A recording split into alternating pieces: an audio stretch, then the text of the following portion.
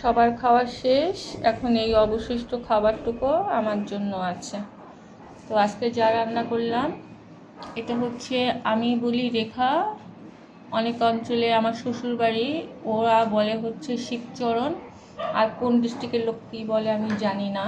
আমি এটা করলাম, ডিম দিয়ে করলাম, রেখা ভাজি করলাম, লাল শাক ভাজি। লাল শাক ভাজির কালারটা সুন্দর আসে নাই, এর জন্য আমি দায়ী না, এর জন্য দায়ী হচ্ছে লাল শাক নিজে। করলা ভাজি করলাম, আলু দিয়ে করলা দিয়ে ভাজি করলাম। আর এই হচ্ছে লাউ তরকারি। এটা দেখে অনেকেরই ভালো লাগবে না, কিন্তু এটা হচ্ছে আমি একটা স্পেশাল মশলা দিয়ে জাস্ট বয়েল করেছি, আর কিচ্ছু না, শুধু বয়েল করেছি। এটা খুব স্বাস্থ্যকর খাবার, আমার হাজব্যান্ড খুব পছন্দ করে, এর জন্য এটা আমি মাঝে মাঝেই করে থাকি। আর এটা হচ্ছে কমন রেসিপি, যারা আমার রান্না দেখেন তারা তো সবাই জানেন যে আমি যা কিছুই রান্না করি না কেন, প্রতিদিন খাদ্য তালিকায় আমার একটা আলু পেঁপে দিয়ে ডিমের তরকারি থাকবে। তো এক্সট্রাভাবে আমি একটা কাঁঠাল বিচি দিয়েছি।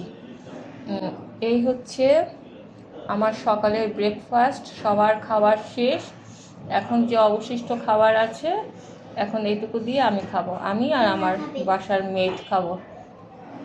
টুকটুকি তো রেডি হয়ে গেছে। তুমি কি খেয়েছিলে? ভালো লেগেছিল খাবার? তুমি এখন কোথায় যাচ্ছ? তোমাকে অনেক সুন্দর লাগছে, দাঁড়াও।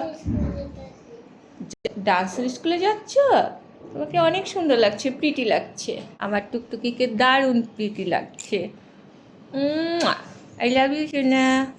ভালোভাবে ডান্স করো, ক্লাসে দুট্টু করো না। তোমার হেয়ারগুলো অনেক বড় হয়ে গেছে, দেখি তোমার হেয়ারটা। ওয়াও, অনেক বড় হয়ে গেছে হেয়ার।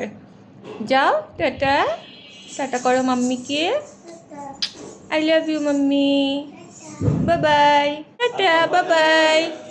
যাই হোক, এই ছিল আমার সকালের ব্রেকফাস্ট।